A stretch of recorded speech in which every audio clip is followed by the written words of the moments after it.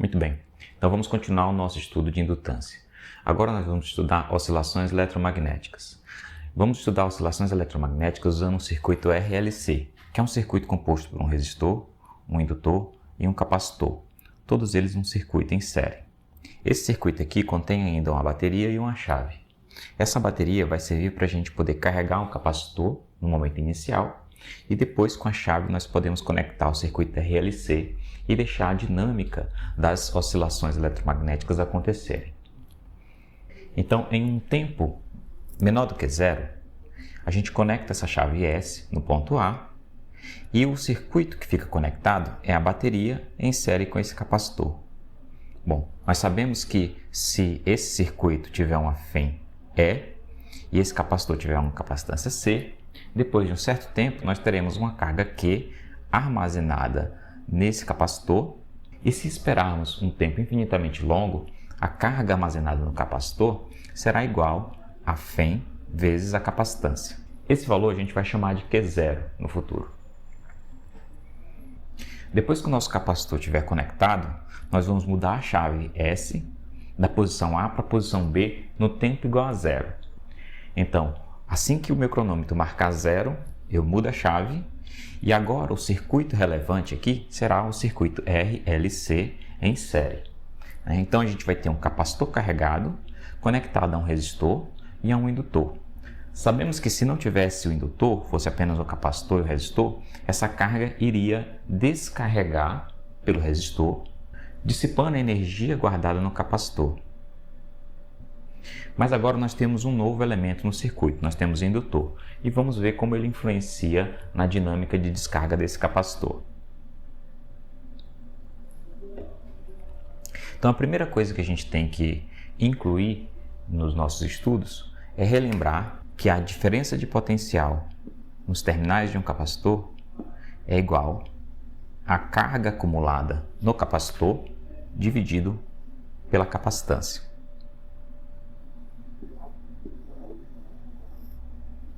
E a segunda coisa que a gente vai ter que deixar claro é que a corrente que surge no meu circuito I é proveniente da variação da carga no capacitor. Portanto, ela é igual a dQ dt.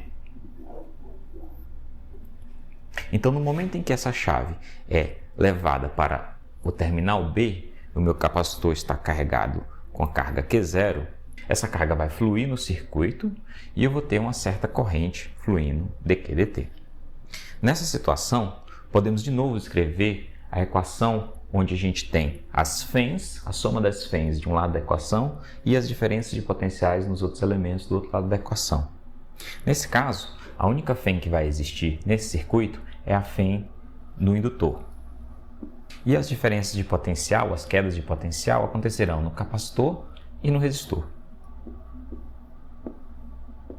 Bom, a partir dessa equação, sabendo que a queda de potencial no resistor vai ser igual ao valor da resistência vezes a corrente, e que a FEM induzida no indutor é menos LDI dt, eu posso reescrever essa equação da seguinte forma.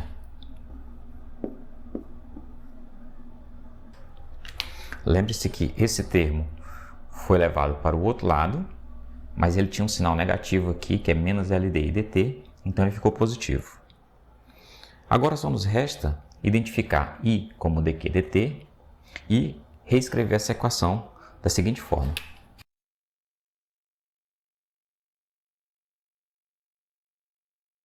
Essa equação aqui é uma equação diferencial de segunda ordem homogênea. Ela é de segunda ordem porque nós temos a segunda derivada da carga e ela é homogênea porque todos esses termos são iguais a zero. O nosso objetivo é resolver essa equação em diferentes condições. Mas antes disso, vamos estabelecer algumas condições iniciais. As condições iniciais são as seguintes. Como o meu capacitor estava carregado através da bateria com a carga Q0 no momento t igual a zero, quando eu mudei a chave, eu sei que a minha carga Q de zero é igual a um valor que é zero. E também eu sei que no momento em que eu mudo a chave, não existe corrente nesse circuito. Portanto, em t igual a zero, a corrente é igual a zero. De forma que eu posso escrever que Q ponto de zero é igual a zero. Então, esse é um conjunto de condições iniciais que vamos usar para resolver esse problema.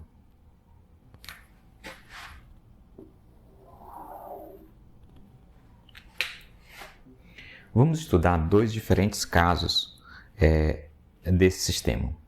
O primeiro é o limite quando a resistência R é igual a zero. Nessa situação, nós temos um circuito chamado oscilador LC, já que a minha resistência é zero. Então, se você olhar para essa equação tem três termos que se igualam a zero. Quando eu fizer R igual a zero, eu vou ter apenas dois termos. Eu tenho o termo L, segunda derivada temporal da carga, mais 1 sobre C, vezes a carga igual a zero. As condições iniciais são as mesmas.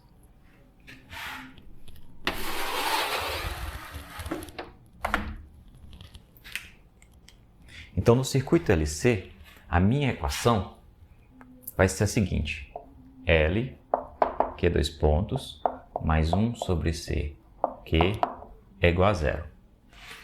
Bom, essa é uma equação diferencial de segunda ordem também, homogênea, só que ela é uma equação extremamente bem conhecida. Ela é exatamente a equação do oscilador harmônico. E, portanto, terá o mesmo formato da solução para um oscilador harmônico simples. A solução geral para esse problema, então, é Q de t igual a A, que é uma amplitude, é uma constante que depende das condições iniciais, vezes o cosseno de ômega t mais uma fase φ. Tanto essa constante A quanto essa fase φ dependem das minhas condições iniciais. Já a frequência tem que depender apenas das características do meu circuito. Nesse caso, as características são o valor da indutância L e o valor da capacitância C. Precisamos derivar essa função duas vezes e depois substituir essas funções aqui para ver o que a gente consegue. Vamos lá. Então, Q ponto de t é menos A ômega seno de ômega t mais φ, e a segunda derivada vai ser igual a menos A ômega ao quadrado cosseno de ômega t mais φ. Muito bem, então agora eu posso substituir essa função e essa função aqui. Percebam que quando eu substituir Q aqui e Q dois pontos aqui, eu vou ter o termo A cosseno nos dois termos. Esses termos podem ser fatorados. Então, vamos fazer isso. A cosseno de ômega t mais φ foi fatorado dos dois termos. O primeiro termo é L vezes menos ômega ao quadrado. Então, vai ficar menos L ômega 2 mais 1 sobre C. Isso é igual a zero. Essa equação foi obtida substituindo essas duas funções aqui nessa equação diferencial. Bom, então eu tenho esse termo multiplicando esse termo e eles dois multiplicados dá igual a zero. Bom, eu sei que a solução, que esse termo A cosseno de ômega t mais φ não é nulo, porque se ele fosse nulo, a minha função de carga seria zero e eu não teria nenhuma carga em função do tempo. Então, isso é diferente de zero. Então, para que esse produto seja igual a zero, isso aqui tem que ser igual a zero. Bom, isso aqui sendo igual a zero, eu concluo que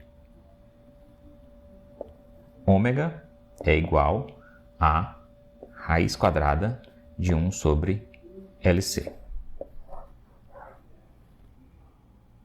Vamos chamar o ômega aqui de ômega zero.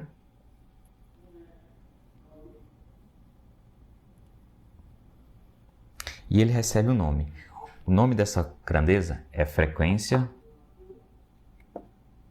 natural de oscilação. Esse termo é semelhante à frequência natural de oscilação de um oscilador massa-mola, que também obedece à equação de oscilador harmônico simples. Lá, ômega 0 é igual a raiz de K sobre N. Aqui, ômega 0 é raiz de 1 sobre LC. Muito bem, então a gente já sabe que se eu tiver um circuito LC com a indutância L e um capacitor C, esse circuito vai oscilar de forma harmônica com frequência determinada pela indutância e capacitância do meu circuito.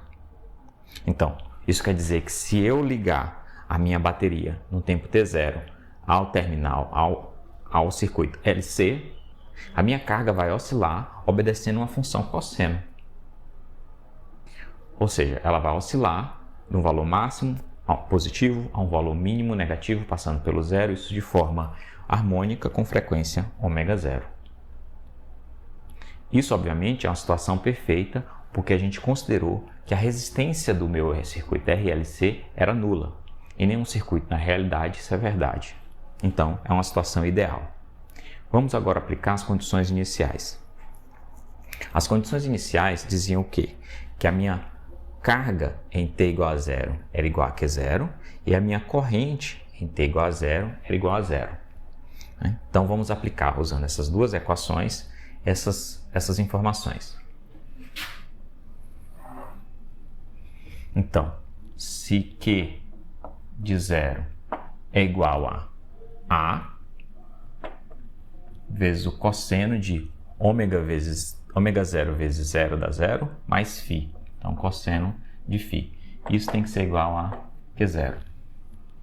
E, usando essa equação, nós sabemos que Q ponto de 0 vai ser igual a menos A ômega 0, que é ômega 0, desculpa, A ômega 0, vezes seno de φ. Isso tudo tem que ser igual a 0. Então, a partir dessa equação aqui, eu posso concluir alguma coisa a respeito da minha fase φ. A é diferente de 0. Nós já chegamos a essa conclusão. Ômega 0 é diferente de 0 também. Então, para esse produto ser igual a 0, o meu seno de φ tem que ser igual a 0.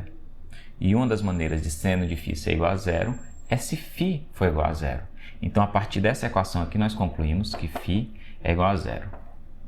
Ou seja, a fase desse circuito, para as condições iniciais que a gente escolheu, tem que ser igual a 0. Agora, o que podemos concluir a respeito da constante A? Podemos usar essa equação e concluir o que? Se φ é igual a 0, o cosseno de φ é 1, então A é igual a Q0. Pronto. As condições iniciais determinam completamente as nossas constantes que deveriam ser determinadas nessa equação. Então, agora podemos reescrever essa equação de forma completa. Que de t vai ser igual a quem? A, que é o meu Q0, vezes cosseno de ômega 0 t mais o φ, que é 0. Portanto, essa é a solução para o meu oscilador no circuito LC com as condições iniciais que a gente escolheu. Muito bem, então podemos também escrever a equação para a corrente que flui no circuito. A corrente é dada por Q ponto. Então, podemos escrever que I de t é igual a menos A, que é Q0, vezes ômega 0, vezes o seno de ômega 0t mais o φ, que é 0. Então, podemos substituir esse produto pela corrente máxima e reescrever essa equação. I de t é igual a menos I máximo, que é a amplitude da corrente, vezes o seno de ômega 0t. E essa é a nossa equação para a corrente que flui no meu sistema enquanto a carga oscila. Então, pode-se ver que, da mesma forma que a carga oscila de forma harmônica, a corrente também oscila de forma harmônica, só que com a fase de 90 graus, porque a corrente oscila com seno e a carga oscila com cosseno. Por fim, para esse sistema, vamos lembrar como se dá a dinâmica de transferência de energia entre o capacitor e o indutor. Podemos relembrar que a energia guardada no capacitor é igual a Q2 sobre 2C, enquanto a energia guardada no indutor é igual a L e 2 sobre 2.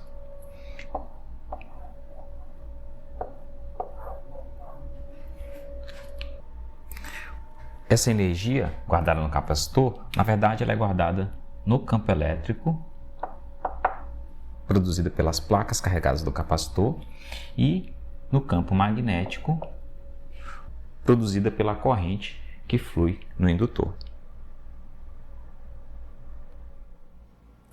Aqui nesse gráfico, nós podemos ver o seguinte, que a carga, aqui colocada em verde, em função do tempo, começa no valor Q0 e desce como uma função cosseno, vai a zero, vai a um valor menos Q0 e depois volta a zero e continua a sua oscilação.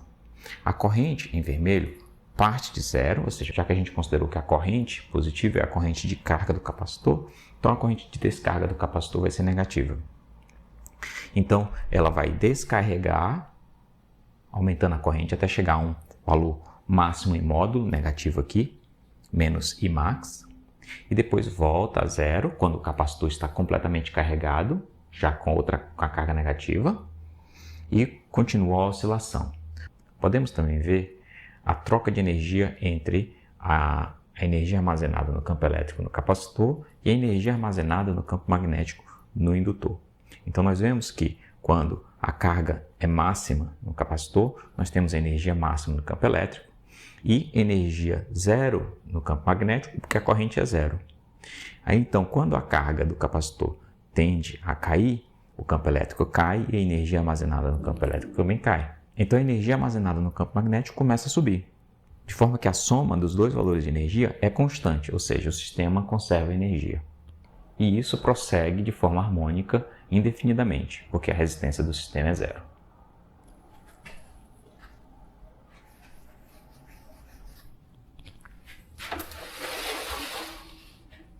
Então, o que a gente aprendeu até agora? Que se eu tiver um circuito desse tipo aqui, na ausência de resistência, esse circuito vai oscilar de forma harmônica com a frequência natural de oscilação ω0. Então vamos anotar aqui a nossa frequência natural de oscilação. Então esse termo aqui, nós vamos ficar com ele e é chamado de frequência natural de oscilação. Agora vamos estudar a situação na qual a resistência continua no sistema. Então vamos analisar essa equação como um todo. As condições de contorno vão continuar as mesmas.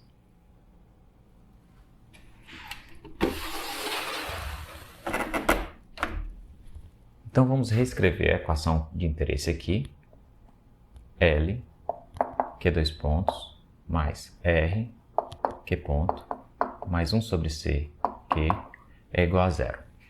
Então percebam que eu tenho segunda derivada, primeira derivada e a função Q presente na minha equação. Então vamos propor uma solução para essa equação diferencial. Então, de cara, nós podemos observar que se eu propor uma função Q de t igual a e elevado a lambda t, essa função vai obedecer, de forma geral, essa equação. Por quê? Quando eu fizer as derivadas dessa função, esse termo vai continuar presente, eu posso fatorá-lo, e aí vocês vão ver que essa função obedece essa equação diferencial. Vamos fazer isso. Então, Q ponto de t é igual a primeira derivada disso é igual a lambda e a lambda t, e Q2 pontos de t é igual a lambda quadrado e elevado a lambda t. E agora eu posso substituir esses termos, esses três termos nessa equação, observando que o termo e elevado a lambda t vai estar presente nos três termos, o que torna possível eu fatorar ele no final. Então, vamos lá. Eu vou ter L vezes lambda ao quadrado mais R vezes lambda mais 1 sobre C vezes 1. Tudo isso é lambda t, for um termo fatorado, é igual a zero. Então, novamente, esse termo aqui, de forma geral, é diferente de zero. Então, para que esse produto seja zero, isso aqui tem que ser igual a zero. Então, essa equação, L lambda quadrado mais R lambda mais 1 sobre C igual a zero. Então, essa equação quadrática é o que a gente chama de equação auxiliar. E ela é resultado da aplicação dessa solução tentativa na minha equação diferencial. Veja que nós temos lambda a ser determinado, mas lambda pode ser determinado através das soluções dessa equação. Bom, nós sabemos o resultado dessa equação. Sabemos que lambda terá dois valores. Um valor indexado com sinal de mais e outro indexado com sinal de menos. Por quê? Porque as duas soluções para essa equação envolvem uma troca de sinal, mais e menos. E a solução dessa equação é o quê?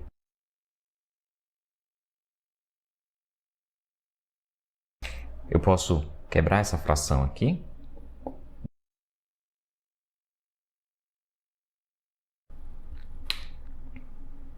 Essa é a equação para lambda mais e lambda menos.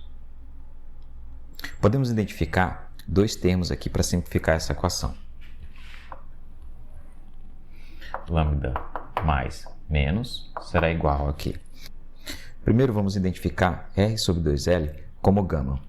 Certo? Então, você menos gama mais ou menos raiz de. O termo R sobre 2L também aparece aqui. Então, vou ter gama ao quadrado menos o termo 1 sobre LC.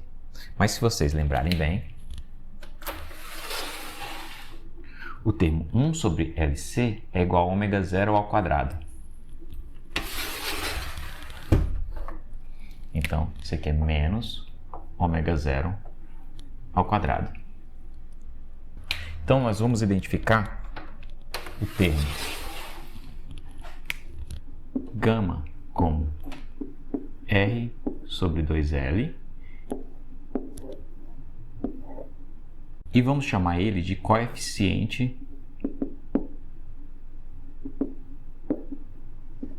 de amortecimento.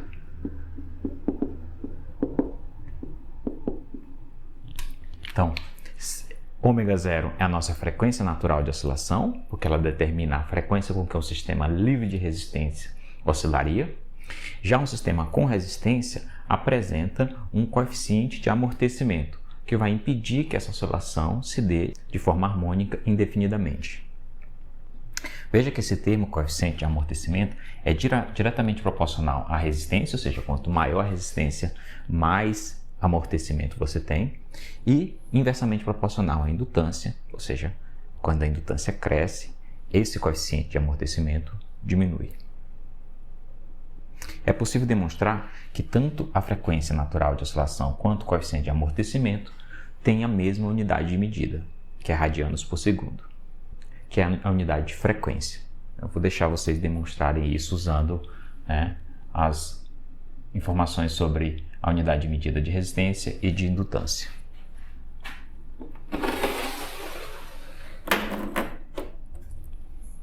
Esses dois valores de lambda, lambda mais e lambda menos, produzem duas soluções possíveis para a solução desse sistema.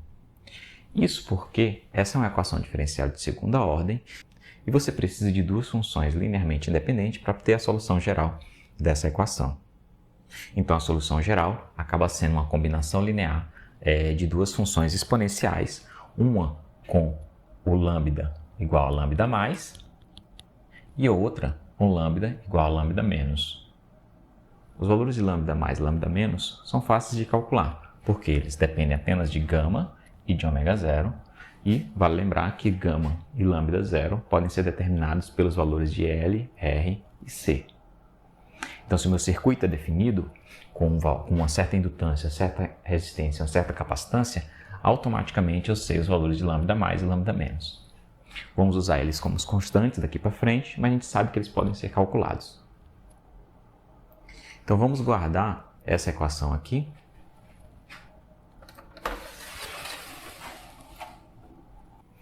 Então, para aquela solução tentativa exponencial de λt, nós temos as soluções de lambda mais e lambda menos igual a menos gama mais ou menos raiz de gama quadrado menos ômega 0,2.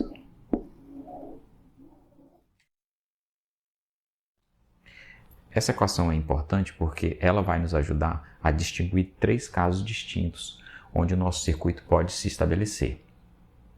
Dependendo dos valores de R e LC, ou dependendo dos valores de gama e de ômega 0, que dependem de R e LC, nós teremos situações diferentes para o nosso sistema de oscilações eletromagnéticas.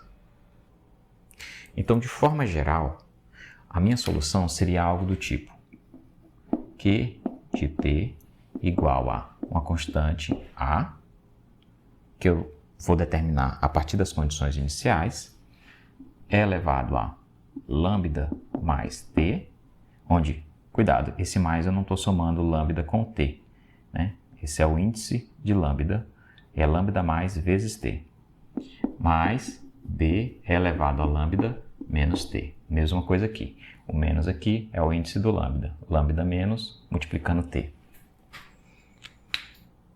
Eu só posso fazer isso se essas duas soluções forem linearmente independentes, ou seja, se lambda mais for diferente de lambda menos.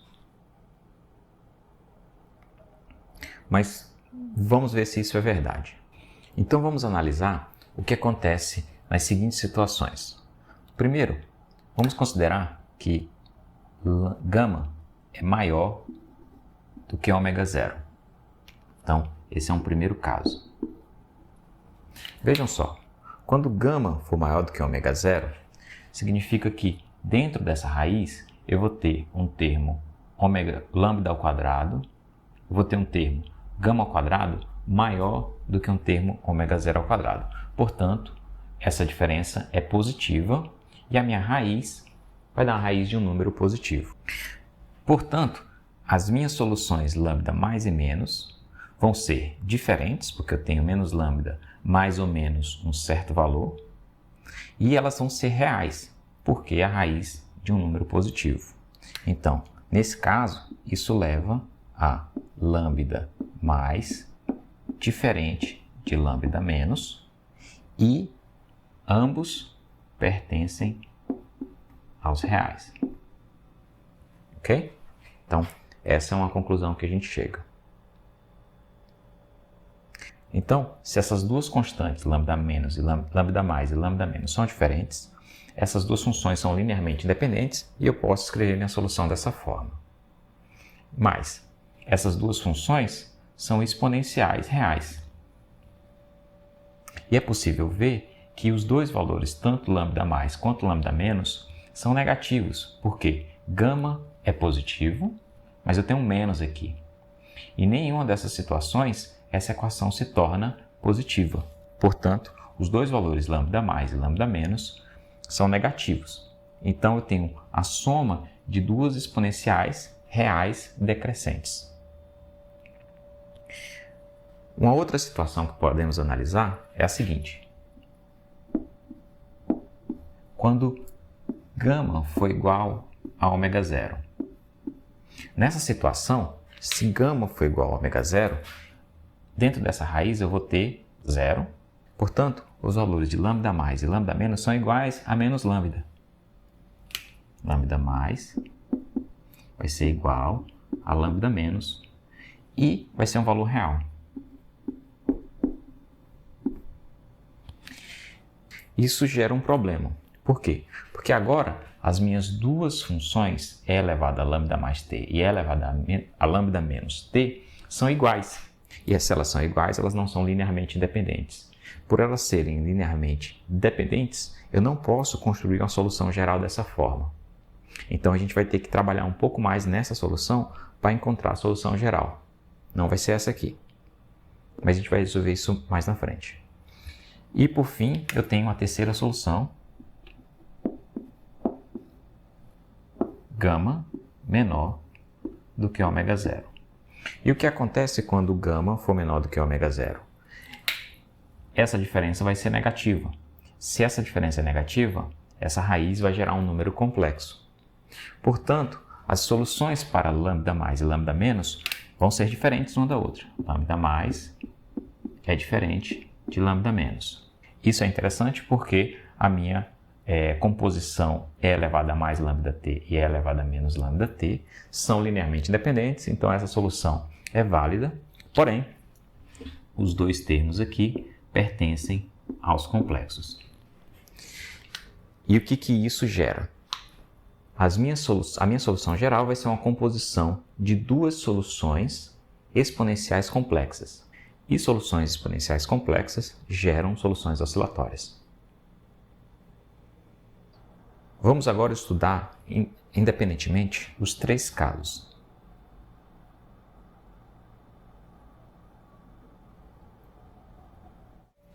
Então, o primeiro caso que a gente vai estudar é o seguinte. Nós temos gama maior do que ômega zero. E nós vamos dizer que essa situação é uma situação superamortecida. Então, quais são as consequências de ômega ser maior do que, de gama ser maior do que ômega zero? Então, como a gente falou anteriormente, a primeira consequência, e óbvia, né, olhando para a equação que define o valor de lambda, é que lambda mais vai ser diferente de lambda menos. Isso é uma conclusão. Também a gente pode concluir que os dois pertencem aos reais. A outra conclusão que a gente pode chegar é que lambda mais e lambda menos, os dois são menor do que zero, são números negativos, né? Então, como é que você chega a essa conclusão? Basta você olhar para a definição de lambda mais e lambda menos, que você vai chegar à conclusão de que eles vão ser negativos. Eu deixo como exercício para vocês verificarem isso. Agora vamos escrever a nossa equação da solução geral.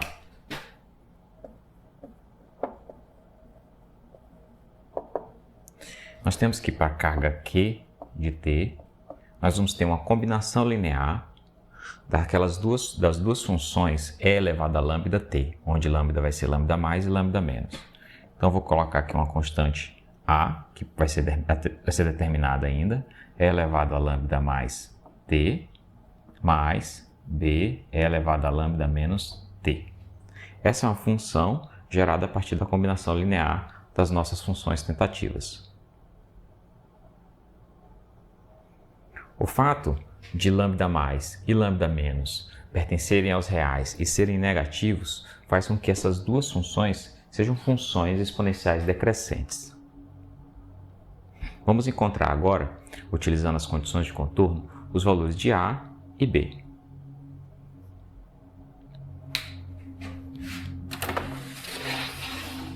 Vamos lembrar de novo as condições de contorno são de que a carga em t igual a zero é igual a um valor Q0, ou seja, a carga inicial do capacitor, e que no momento em que eu mudo a chave, a corrente no sistema, no circuito, é igual a zero.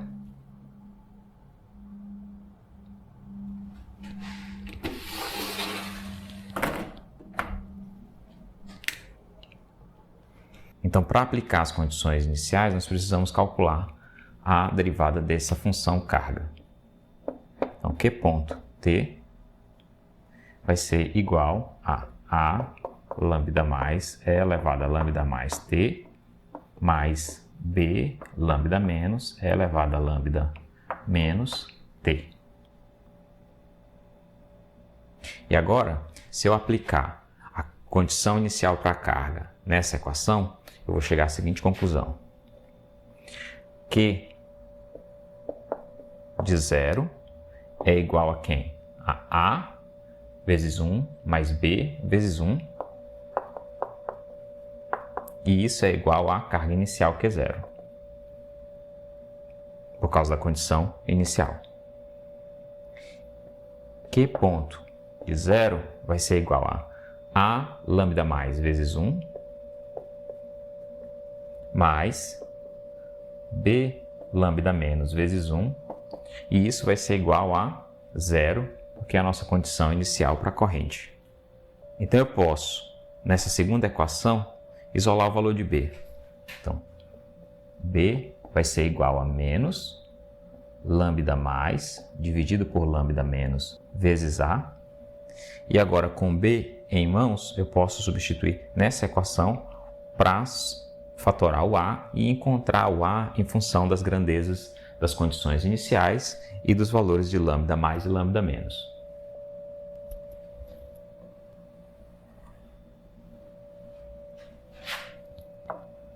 A mais B é menos lambda mais dividido por lambda menos vezes A, que é igual a Q0.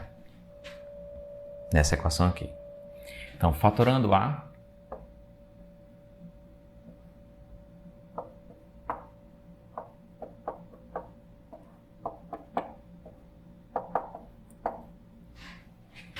e a partir daqui eu posso obter o valor de A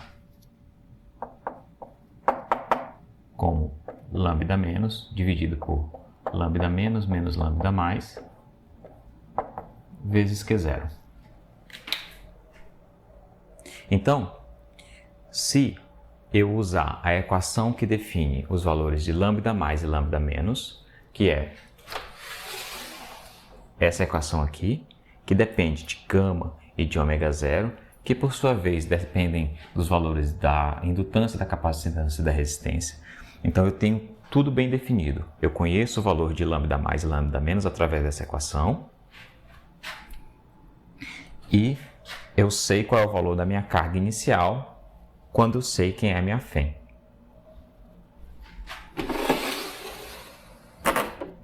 Dessa forma, A está completamente bem definido. Então, se eu sei o meu sistema físico, meu RLC, eu sei quem é o valor de A. E se eu sei quem é o valor de A, através de lambda mais e lambda menos, também eu sei quem é o valor de B. Através de uma análise das equações para lambda menos e lambda mais, nós podemos chegar à conclusão que A é um valor positivo, e eu vou deixar isso como exercício para vocês se convencerem disso. E também podemos chegar à conclusão que B é um valor negativo e mais, o módulo de B é menor do que o valor de A. Todas essas características podem ser obtidas através dessas informações e dessas equações para A e para B. De novo, eu vou deixar isso como exercício para vocês se convencerem disso. Todas as características para lambda mais, lambda menos, para A e para B, nos permite concluir algumas coisas a respeito da nossa função, da solução geral. Bom, como ela é a soma de duas funções exponenciais, a primeira coisa que a gente vai enfatizar é que o fato desses dois lambdas serem negativos, a gente tem duas funções exponenciais decrescentes, como eu já tinha falado antes. Além disso, nós sabemos que pelo fato de que o sinal de A e o sinal de B são contrários, a função A é positiva e a função B tem uma amplitude negativa. Então a gente sabe que uma vai contribuir para um valor carga positiva e a outra com carga negativa. Então o valor da carga total vai ser essa diferença entre essas duas funções. E mais, sabemos também que a amplitude dessa segunda função é menor do que a da primeira função. Então essa função, esse primeiro termo tem um valor maior, ou seja, contribui mais do que essa função aqui. Ou seja, a nossa carga é a soma de duas funções decrescentes, uma positiva e uma negativa, sendo que a primeira ela tem uma contribuição maior. Podemos ver aqui no gráfico que a nossa solução geral, colocada aqui em azul, que é a soma dessa contribuição verde e dessa contribuição vermelha, sai de um valor inicial normalizado 1, que é basicamente o valor Q0, e vai a zero de forma contínua. Ou seja, a carga no capacitor vai decrescendo do valor inicial até zero sem oscilar. Por isso, a gente chama essa situação de situação superamortecida. Por quê? Porque a oscilação não acontece. Isso significa que o nosso termo oscilante LC não domina a descarga do capacitor. Quem domina a descarga do capacitor, nesse caso, é o resistor. E isso acontece porque o termo gama é maior do que o ômega zero. Lembrem-se que ômega zero é essencialmente o nosso termo raiz de 1 sobre LC, ou seja, o termo oscilante, e gama envolve a resistência. Então, quando a resistência é muito grande, gama é maior do que ômega zero e, portanto, a nossa situação é superamortecida. Nós podemos também calcular a quantidade de carga total que é descarregada do capacitor. Para isso, a gente usa essa equação, que é essencialmente a corrente em função do tempo. Podemos escrever aqui I de T é igual a isso. E calcular a carga total.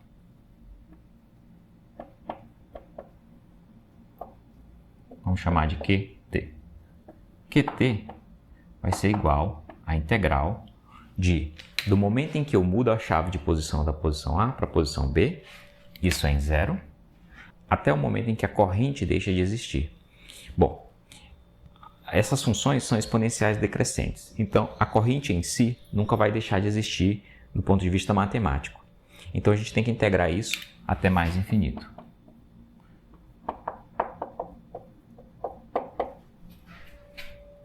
Agora vamos substituir essa corrente por essas duas funções e temos duas integrais.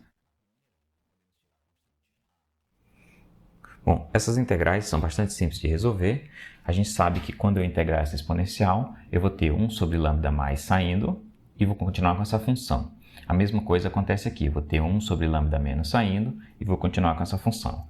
E isso indica o quê? Que o lambda mais vai cancelar com o lambda mais que vai passar dividindo e o lambda menos vai cancelar com o lambda menos que vai sair dividindo. Então eu vou ter A vezes essa função aplicada aos limites.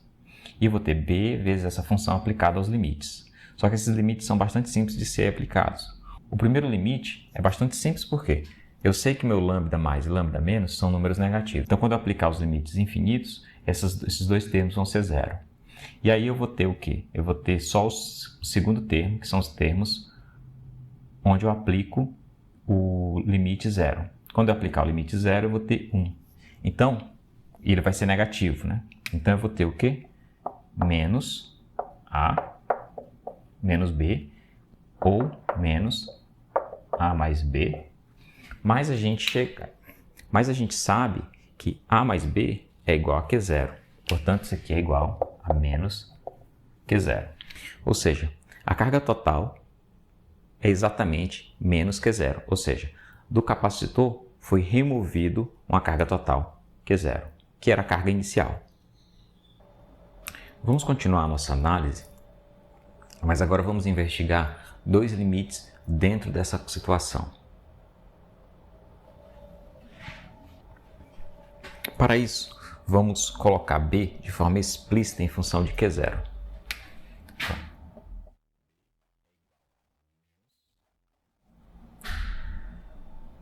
Esses termos podem se cancelar. B vai ser igual a lambda mais, esse menos inverte a ordem desses dois termos, lambda mais menos lambda menos, vezes Q0. Então, agora eu vou reescrever a definição de lambda mais e lambda menos para fazer uma pequena mudança. Eu vou fatorar gama e vou fazer uma pequena substituição, onde eu vou chamar esse termo aqui de 1 sobre f. Esse f, por enquanto, não tem nenhuma grandeza física associada a ele e nem é frequência, é só uma letra. Então, lambda mais menos é igual a gama menos 1 mais ou menos 1 sobre f. Agora, se a gente usar essa definição para lambda mais e lambda menos aqui em A e B, nós vamos chegar à seguinte conclusão. A pode ser escrito como Q0 sobre 2, 1 mais f, e B pode ser escrito como Q0 sobre 2, 1 menos f. Por que eu escolhi fazer dessa forma? onde f, vou deixar explícito o que está acontecendo aqui, é 1 menos gama zero, ou ômega zero dividido por gama ao quadrado elevado a menos meio. Ok? Então, dessa forma, as minhas amplitudes A e B ficam em função de uma grandeza f, que por sua vez é função da fração ômega zero sobre gama. E por que eu quero fazer isso? Porque eu quero explorar dois limites dentro desse intervalo aqui, que ômega é maior do que ômega zero. O primeiro limite que eu quero estudar é quando gama é muito maior do que ômega zero, ou seja, quando gama tende a infinito comparado com ômega zero. E o outro limite é quando gama é somente um pouquinho acima de ômega zero, ou seja, quando ele tende a ser igual a ômega zero, mas sem ser igual a ômega zero.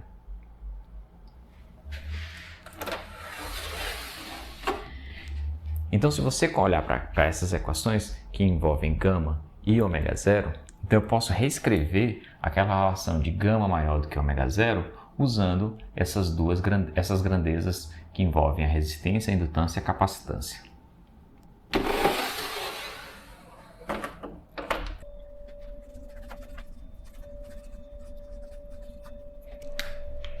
Então eu posso escrever essa mesma relação aqui em função das grandezas R, L e C. Então, gama é igual a R sobre 2L. E ômega zero é igual a raiz de 1 sobre LC. Então, se eu multiplicar por 2L dos dois lados, a relação continua válida. Ela pode ser reescrita como R maior do que 2 raiz de L sobre C. Ou seja, essa relação aqui é equivalente a essa relação. Então, se eu tiver a resistência do meu circuito RLC maior do que 2 vezes a raiz de L sobre C, eu continuo com a situação superamortecida. Agora vamos imaginar, ainda dentro dessa relação, que R é muito maior do que 2 L, raiz de L sobre C. O que vai acontecer nessa situação? Nessa situação, se você tiver R muito maior do que essa grandeza, ou seja, gama muito maior do que ômega zero, o que vai acontecer com o nosso F? Se gama for muito maior do que ômega zero, esse termo tende a zero e F tende a 1. Então, nós vamos ter F tendendo a 1. Então, se F tender a 1, A vai tender a Q0,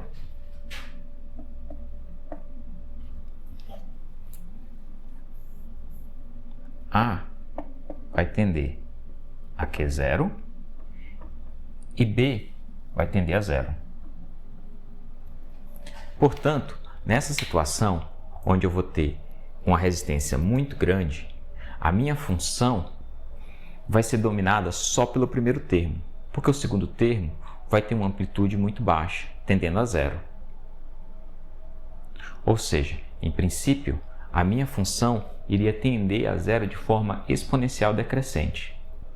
Então você pode imaginar que nessa situação o capacitor iria descarregar de forma rápida e exponencial. Então, embora a forma seja exponencial decrescente, tem um detalhe. O nosso lambda mais, quando f tende a 1, vai tender a 0. Ou seja, embora o decaimento seja monoexponencial, ele vai ser com um lambda bastante pequeno, portanto, é uma queda muito lenta. Veja se isso faz sentido para você. Quando a resistência no sistema é alta, a queda na corrente é muito lenta. O outro limite é o seguinte: vamos fazer R tender a 2 raiz de L sobre C. Veja que eu não posso colocar igual, porque se R for igual a 2 raiz de L sobre C, essa relação aqui deixa de ser, essa relação já não é mais válida. Então eu tenho que tender a esse valor, mas nunca chegar lá. Nessa situação temos gama tendendo a ser igual a ômega zero. Quando gama tende a ômega zero, esse termo aqui tende a zero. E como temos uma potência negativa, f tende a infinito.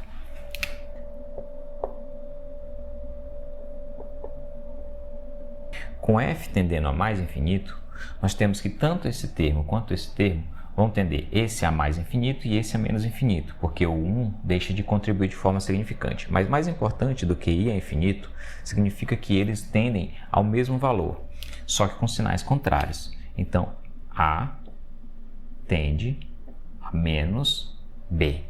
Exatamente o mesmo valor, com sinal trocado. Isso significa o quê? Que as duas funções vão contribuir da mesma forma, uma com amplitude positiva e a outra com amplitude negativa. Os valores de lambda mais e menos também tendem a se igualar, porque se meu f tende a infinito, os meus dois valores de lambda mais e menos tendem a ser igual a menos gama. Ou seja, seriam exatamente duas funções com a mesma amplitude, uma positiva e outra negativa, e a mesma taxa de decaimento. Então, a soma de duas funções com o mesmo comportamento de decaimento, com amplitudes iguais, mas com sinais contrários, daria zero em todo o tempo. Isso contradiz o que a nossa condição inicial para a carga indica, que a gente tem uma carga que é zero no início. Isso indica que existe alguma coisa estranha nesse limite. E o que é de estranho nesse limite? É que você não pode chegar a R igual a 2 raiz de L sobre C. Por quê? Porque, primeiro, está fora do intervalo onde a gente está estudando, mas mais importante, porque para a gente construir a função da carga, nós fizemos uma combinação linear de duas funções linearmente independentes. Ora, mas se eu estou dizendo que nesse limite os meus lambdas mais e menos são iguais, eu não vou ter duas soluções linearmente independentes, portanto, esse limite é inválido. Ou seja, eu posso chegar perto, mas eu não posso chegar ao valor R igual a 2 raiz de L sobre C usando a solução que a gente encontrou. Essa situação vai ser estudada agora a seguir, mas com uma outra tática.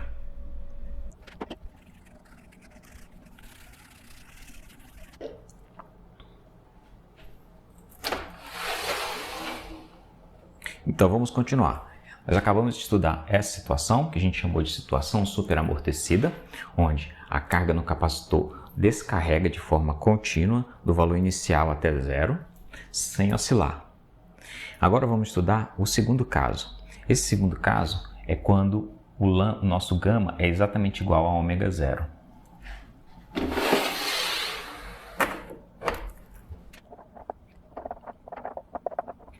Nós chamamos isso de situação criticamente amortecida, ou seja, quando o gama é igual a ômega zero. Então, qual o problema dessa vez? O problema dessa vez é o seguinte: se a gente tem gama igual a ômega zero, isso significa que lambda mais vai ser igual a lambda menos.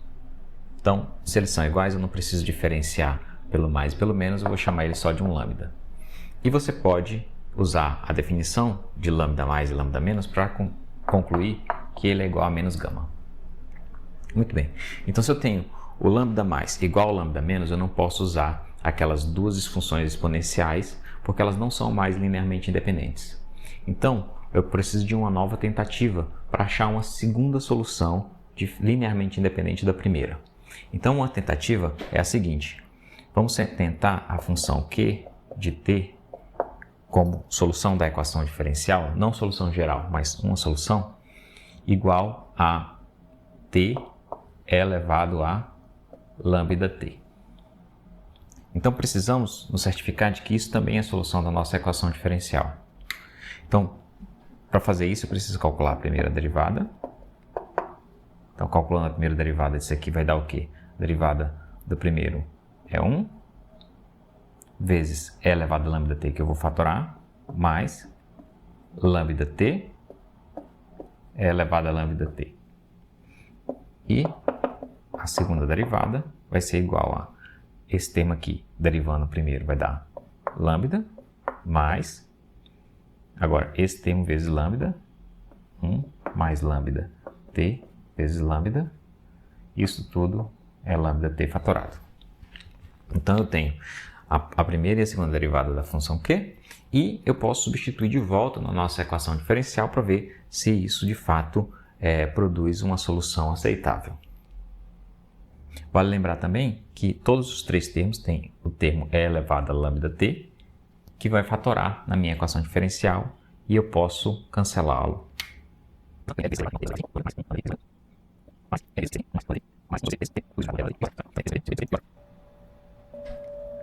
Bom, a gente sabe que esse termo aqui é diferente de zero, então só esse termo entre os colchetes tem que ser igual a zero.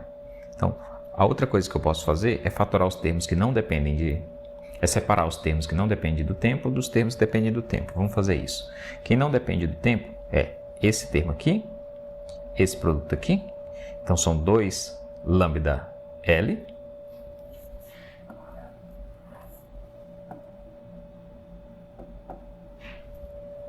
Aqui eu tenho um termo R. E só. Esses são os 2 termos que não dependem do meu tempo. Agora, os termos que dependem do tempo.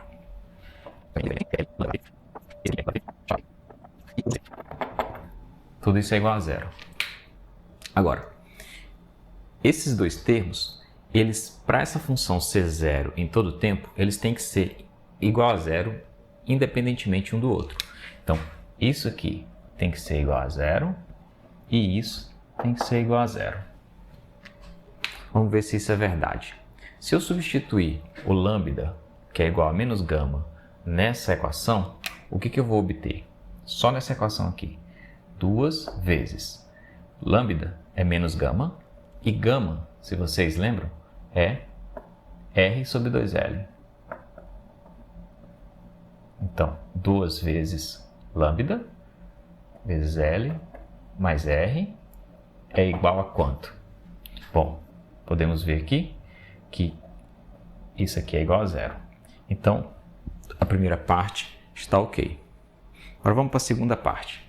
Segunda parte, novamente. L vezes lambda ao quadrado é menos gama ao quadrado, que é gama ao quadrado, que é igual a R2 dividido por 4 L2. Mais R vezes lambda, que é igual a R vezes menos R sobre 2L, mais 1 sobre C. Quanto é que é isso? Isso é igual a R2 sobre 4L menos R2 sobre 2L mais 1 sobre C, que é igual. Bom, isso aqui é igual a menos R2 sobre 4L mais 1 sobre C.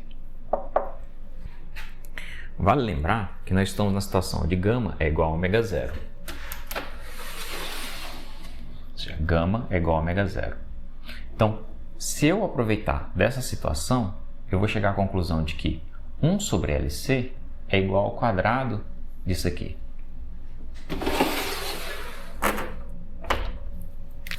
Então eu posso chegar à conclusão de que 1 sobre LC é igual a R2 sobre 4 L2. E chegar à conclusão que 1 sobre C é igual a R2 sobre 4 sobre 4L. Então, se isso aqui é verdade, eu posso substituir 1 sobre C por R2 sobre 4L. Então, eu vou ter menos R2 sobre 4L mais R2 sobre 4L, que é igual a zero. Portanto, isso também é verdade. Então, dessa forma, ficou demonstrado que se eu tiver uma solução desse tipo aqui, com a minha exponencial lambda t multiplicado por um t, essa função também é solução da minha equação diferencial nessa situação.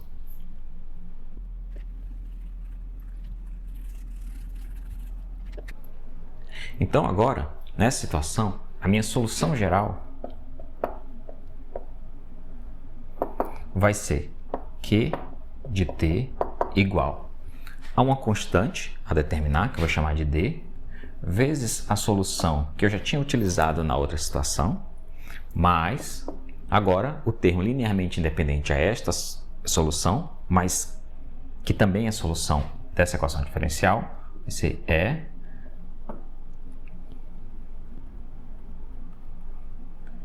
T é elevado a lambda T. Bom, eu posso fatorar o termo E elevado a lambda T e ficar com D mais ET E elevado a lambda T. Bom, então essa é a minha solução. Então essa é a minha solução geral para o caso onde eu tenho γ igual a ômega zero. Bom, precisamos agora definir quem que é D e E. E nós vamos encontrar esses valores através das condições iniciais. Então as condições iniciais são as mesmas do outro problema. Então o que a gente tem? Primeiro eu preciso calcular a carga, que vai ser a derivada da corrente. Então esse termo aqui nessa derivada também vai ser fatorado. Então a derivada do primeiro vai ser igual a E, mais a derivada do segundo vai repetir o D mais ET e multiplicar pelo lambda. Tudo isso é a lambda T. Então, quando o tempo for zero, a minha carga vai ser igual a quem? Se eu colocar zero aqui e zero aqui, vai ser igual a D. E isso tem que ser igual a Q0. E a minha corrente, quando for igual a zero, eu vou ter zero aqui vai dar 1, zero aqui sobra apenas o termo E, mais D vezes lambda. E isso tem que ser igual a zero. Bom, então eu posso encontrar o E, que vai ser igual a menos D vezes lambda. Então, se eu sei que o meu D é igual a Q0, eu sei o meu E através do D e do lambda. Portanto, isso permite a gente escrever as equações para a carga e para a corrente em função das variáveis que a gente já conhece. Então, no caso da carga, nós temos que Q de T é igual a D, que é igual a Q0, mas E é igual a menos lambda D. Então, eu posso fatorar o D, né? Que é igual a Q0.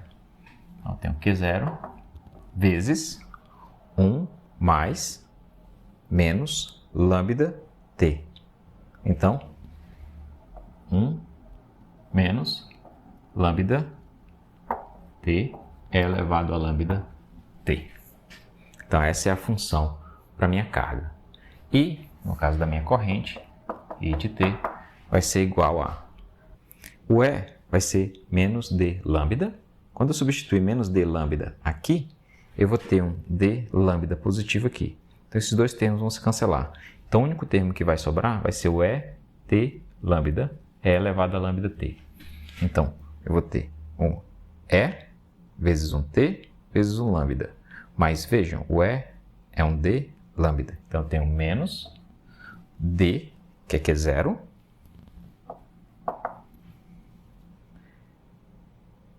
lambda ao quadrado, vezes o T, é elevado a lambda T. E essas duas equações são a solução para o nosso problema quando eu tenho a minha situação criticamente amortecida. Essas equações, para esse caso, devem ser exatamente o limite das equações do problema anterior para quando γ tende a ômega zero. Eu vou deixar isso como exercício para vocês mostrarem que isso é verdade. Outra coisa que também você pode mostrar é que a carga que flui no meu circuito continua sendo Q0 desde zero até o infinito. Para você se convencer um pouco de que, de fato, essa situação é uma situação limite da situação anterior, veja nesse gráfico. Nesse gráfico, temos em verde a solução para a carga do capacitor decaindo exatamente nesse caso, onde γ é igual a ômega zero. E em vermelho nós temos o caso anterior para γ igual a 1.1 de ômega zero, ou seja, tendendo a ser igual a ômega zero. Vejam que os dois gráficos são bem próximos um do outro. E isso tem a ver com o fato de que o caso anterior, no limite, γ tendendo a ômega zero, tende exatamente a essas equações.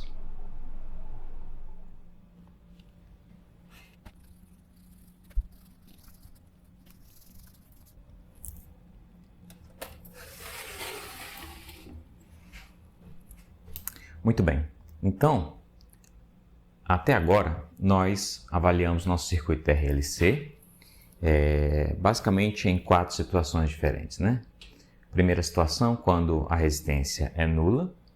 Então, se a resistência é nula, eu tenho meu circuito LC e esse circuito é puramente oscilatório, né? É igual a um oscilador harmônico simples. Com a presença da resistência, nós analisamos 2 das 3 possibilidades da relação entre o coeficiente de amortecimento e a frequência natural de oscilação. Nós analisamos o primeiro caso, onde γ é maior do que ω0. A gente nomeou isso de situação superamortecida, onde a descarga do capacitor se dá de forma contínua, monotônica, sem oscilação nenhuma, partindo da carga inicial e indo a zero. Estudamos a segunda situação, que é o limite para quando γ é exatamente igual a ω0. Nós chamamos essa de situação criticamente amortecida.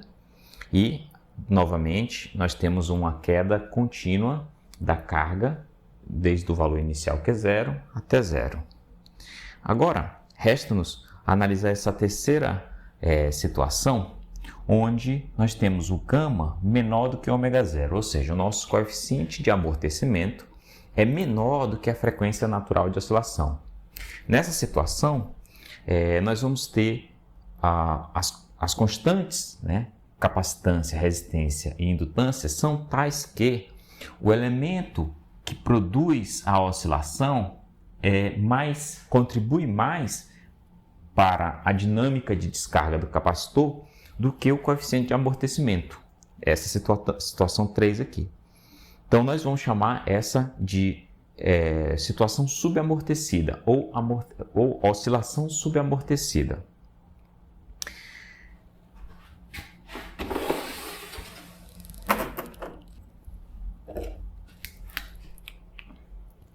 Então, vamos lá. Estamos interessados na situação 3, onde γ é menor do que ω0.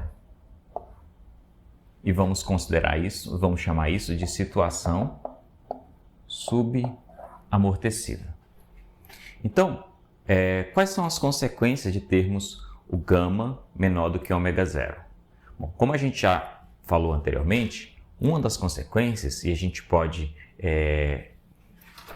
ver isso aqui, né, é que o nosso lambda mais continua sendo diferente do lambda menos, assim como na primeira situação, porém, o fato de γ ser menor do que ω0 faz com que esse termo aqui seja negativo, portanto a raiz vai gerar um número complexo, então os nossos valores de lambda mais e lambda menos pertencem aos números complexos.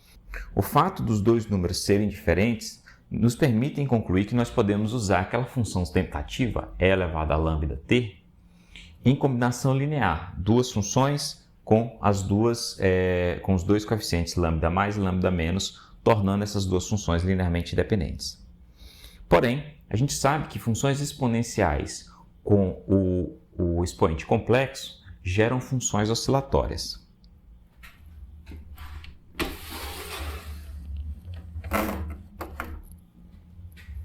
Então vamos lá, nós sabemos que lambda mais, né, vai ser diferente de lambda menos, isso é uma das características que a gente descobre.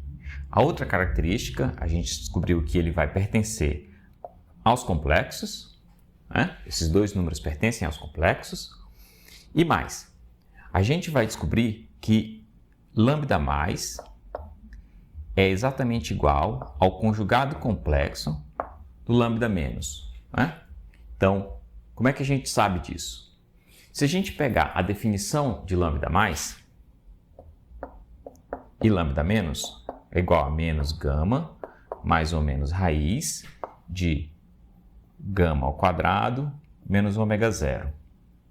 Bom, se γ é menor do que ω0, eu vou fazer o seguinte, eu vou inverter de posição essas duas grandezas,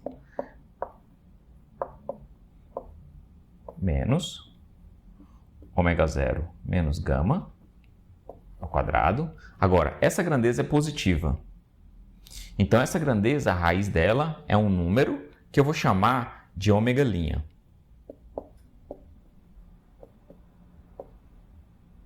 Então, quando eu tirar a raiz desse termo aqui e chamar de ômega', eu vou ficar com a raiz de -1, que é o nosso número complexo i.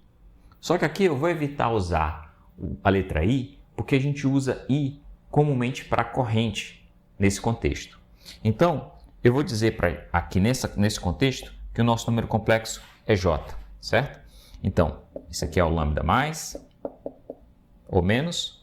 E aqui as definições são j é igual a raiz de -1, certo? Então, para ficar claro do que eu estou falando. E ômega' é igual a raiz de ômega0² menos gama ao quadrado. Então, percebam que, como lambda mais e lambda menos diferenciam por uma troca de sinal do termo complexo, isso significa que um é o conjugado do outro. Então, vamos escrever nossa solução geral. A solução geral vai ser Q de t igual, da mesma forma que a gente tem feito anteriormente, uma combinação linear daquelas duas exponenciais, aqui a gente vai fazer a mesma coisa. Vou usar as constantes f é elevado a lambda mais t, mais a constante g é elevado a lambda menos t. Então, f e g são as duas constantes a serem determinadas na nossa equação diferencial de segunda ordem. De novo, lambda mais e lambda menos já estão definidos aqui, né? Então, lambda mais e menos são iguais a menos gama mais ou menos j, ômega'. Então, muito bem. O que fazer com isso agora? Vamos substituir esses valores de lambda mais e menos aqui e desenvolver um pouco essa equação para ver onde a gente vai chegar.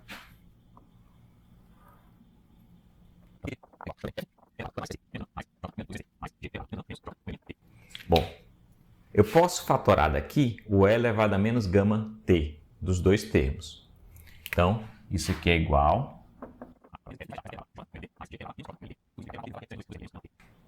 Muito bem, nós poderíamos parar aqui e dar-nos satisfeito dessa solução. Essa solução está correta e está completa. Mas existe uma maneira da gente tratar essas exponenciais de forma que a solução fique um pouco mais agradável de se olhar para ela. Então vamos usar a identidade de Euler para a gente arranjar essa equação.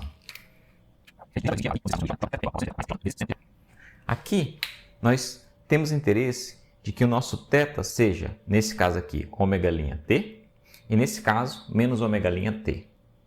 Então vamos aplicar essa identidade nesses dois termos. Por enquanto, eu não vou repetir esses termos aqui, eu só estou interessado nisso aqui, certo? Estou interessado nesse termo aqui. Esse termo vai ser igual a f, o primeiro termo é jôt, vai ficar igual a cosseno de ômega', mais j seno de ômega', t. Fecha parênteses, mais g vezes, aqui eu tenho quem? Cosseno de menos ômega', mas o cosseno de menos ômega', é igual ao cosseno de ômega', porque cosseno é uma função par. Então, cosseno de ômega'. E aí eu tenho mais, teria mais j seno de menos ômega'. Mas seno de menos ômega', é igual a menos o seno de ômega'. Então, eu vou tirar o menos e esse mais vai se tornar um menos. E aqui eu coloco ômega'. Então, veja que nos dois casos eu tenho termos cosseno de ômega', e seno de ômega'. E eu posso agora rearranjar essa equação fatorando os cossenos e fatorando os senos. Então, vamos ver o que isso vai dar.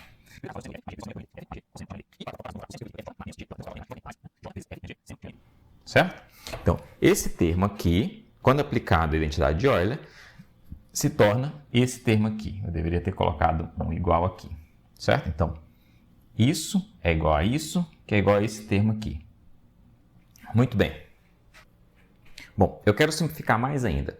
E sabendo onde eu quero chegar, eu vou partir do final.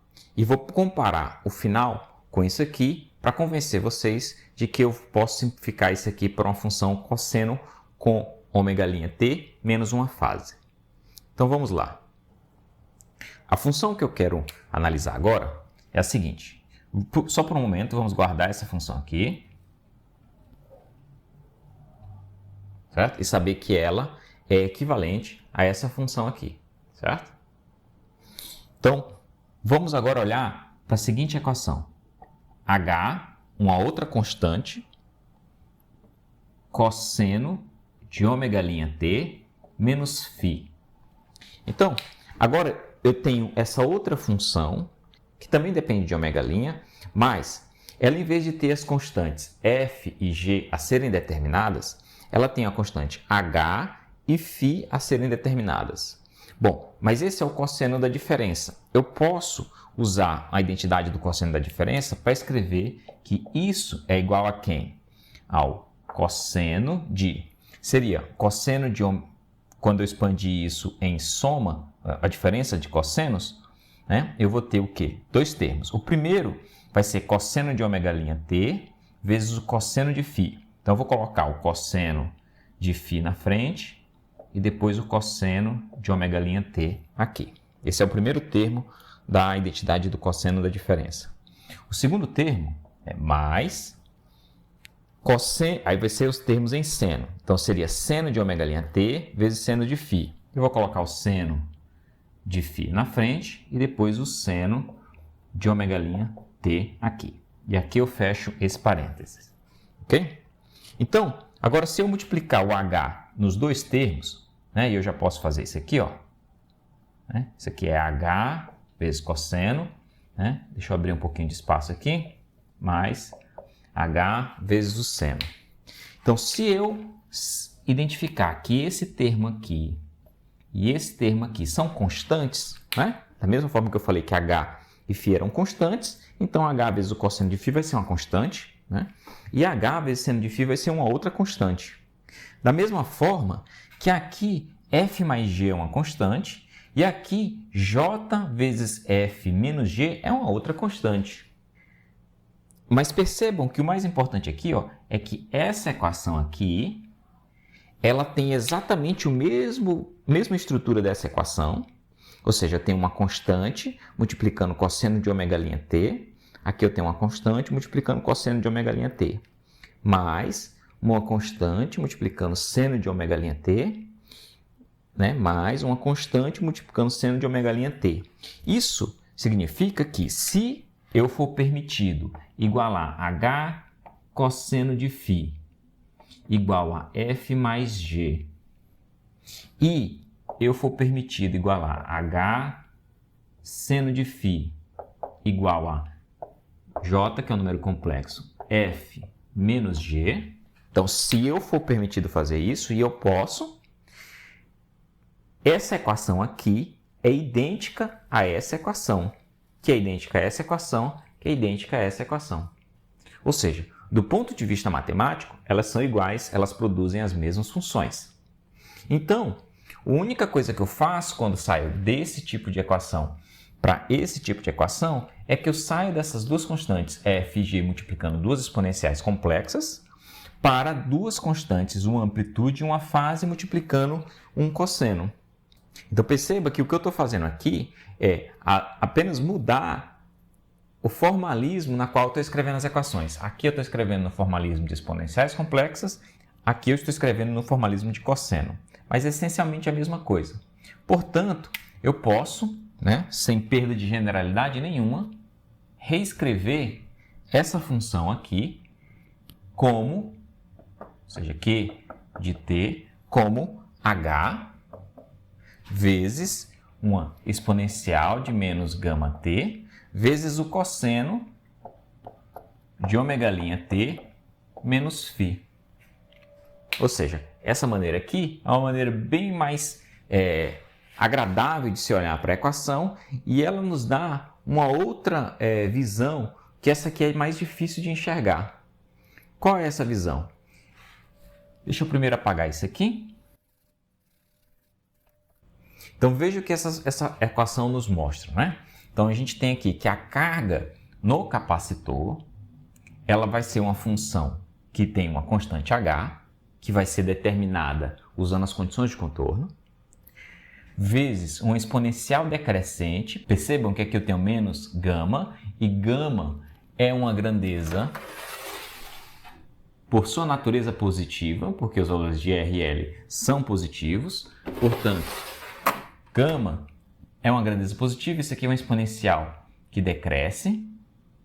E aqui eu tenho o quê? Uma função cosseno, que é uma função oscilatória com frequência ômega'. E nesse caso, uma fase φ. Então, o que a gente tem aqui? A gente tem uma função que ela oscila, mas decresce se eu considerar isso aqui como amplitude. Então, se você considerar isso aqui como uma amplitude da tua função cosseno, certo? Isso aqui é uma amplitude. Ela é uma amplitude variável. Ela começa com um certo valor, que é quando t igual a 0, isso aqui é igual a 1. Então, ela começa em H e tende a diminuir, indo a 0 quando t vai a infinito. Então, isso é uma amplitude variável. E isso aqui é uma função oscilatória, ou seja, um termo harmônico. Isso é um termo harmônico. Então, se a gente quiser fazer um esboço do que vai acontecer aqui, eu tenho Q de t em função do tempo. Ora, esse aqui é uma função que vai oscilar, mas a amplitude é variável. Essa amplitude, ela começa em H e ela vai decrescer, né, até 0 de forma exponencial. Mas como ela é uma amplitude, ela serve tanto para limitar a função oscilatória em valores positivos, quanto para limitar essa função em valores negativos. Então você tem essa função que decresce exponencialmente e você tem a função cosseno de ômega-t que vai oscilar aqui dentro. Então, se eu tenho uma função cosseno de ômega-t, eu vou ter alguma coisa que vai oscilar, mas ela vai oscilar sendo limitada por essa amplitude que varia de forma decrescente, um envelope de função oscilatória. Mas nós vamos analisar esse gráfico com mais detalhe depois em uma imagem.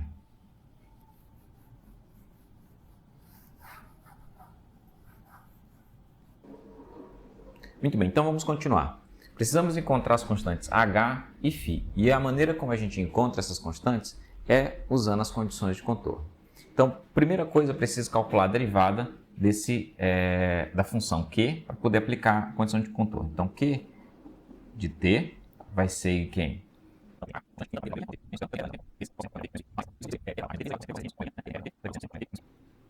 Ok? Então, eu posso fatorar duas coisas aqui. Eu posso fatorar o sinal de menos e posso fatorar essa exponencial. Então, isso vai ficar menos. Pronto. Então, isso aqui é a nossa derivada da carga. Para aplicar as condições de contorno, o que a gente vai fazer? Nós vamos dizer o quê? Que Q de 0, que é a própria carga, é igual a quem? H vezes 1 vezes o cosseno de menos φ. Porque eu vou ter 0 aqui. Cosseno de menos φ é igual a cosseno de φ. Então, no final das contas, eu tenho H cosseno de φ. E isso, pela condição de contorno, tem que ser igual a Q0. A outra condição inicial é Q ponto 0 vai ser igual. Se eu aplicar 0 aqui, eu vou ter 1. Aqui eu vou ter cosseno de menos φ, que é cosseno de φ. Então, vamos aplicando logo aqui, eu tenho menos H, né? Vezes, o primeiro termo vai me dar gama, vezes cosseno de menos φ. Então, seria gama vezes o cosseno de... Cosseno de menos φ é a mesma coisa de cosseno de φ. Ok? E aqui eu tenho mais ômega', então, mais... aqui eu vou ter mais ômega' vezes... Eu aplico 0 aqui, fico com seno de menos φ, que é igual a menos o seno de φ. E isso tem que ser igual a 0, que é a condição inicial. Então, vamos arranjar isso aqui e concluir o seguinte, né? Que nosso H é igual a Q0 dividido por cosseno de φ. E se eu concluir aqui que meu H é diferente de zero, tá aqui, ó, H é diferente de zero, então esse termo entre colchetes tem que ser igual a zero. Para esse termo entre colchetes ser igual a zero, significa que gama cosseno de φ tem que ser igual a ômega' seno de φ.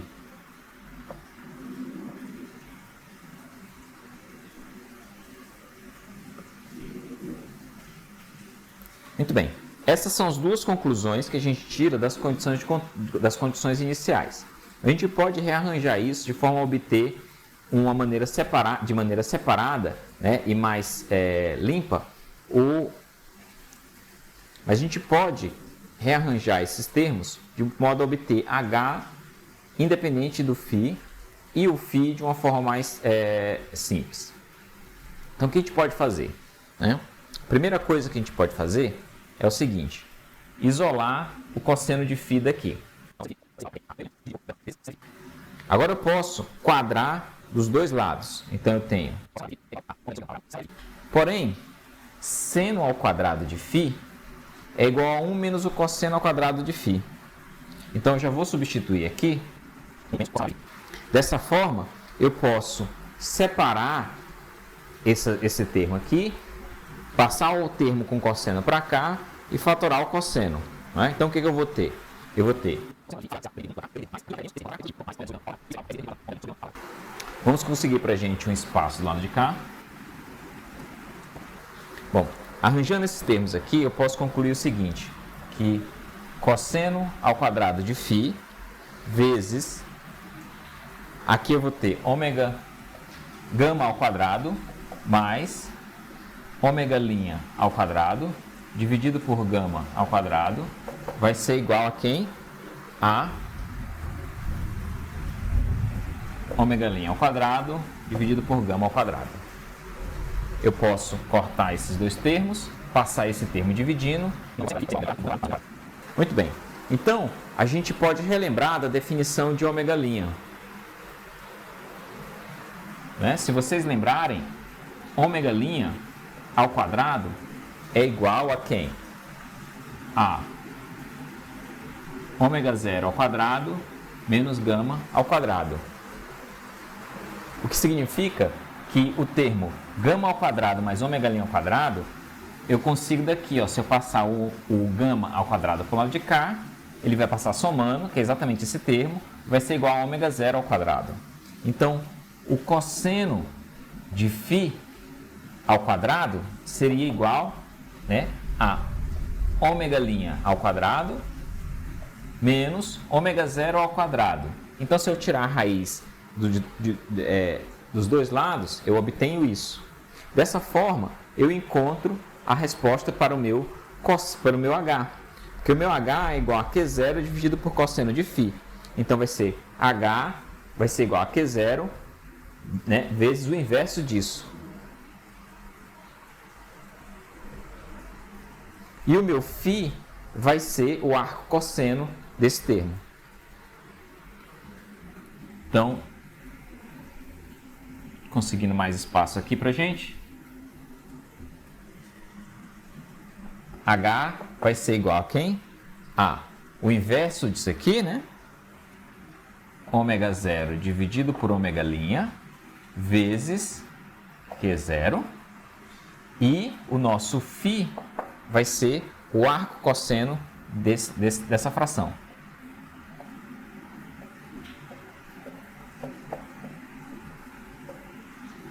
Então a gente pode apagar isso aqui agora, porque nós não precisamos mais disso. Portanto, né, nós temos o nosso problema completamente definido. Basta eu reescrever aqui quem é o ômega' para ficar claro, é a raiz de ômega 0 ao quadrado menos gama ao quadrado. Então vamos lá. Ó. Resumindo, se eu assumir a condição onde gama é menor do que ômega 0,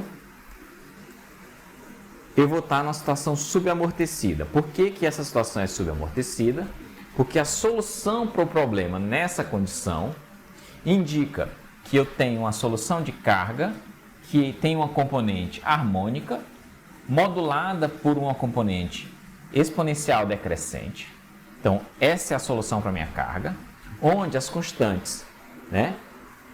Gama é a mesma nossa constante, coeficiente de amortecimento. Ômega' é a raiz de ômega zero ao quadrado menos gama ao quadrado. E isso é bem definido porque a gente sabe quem é ômega zero e sabe quem é gama.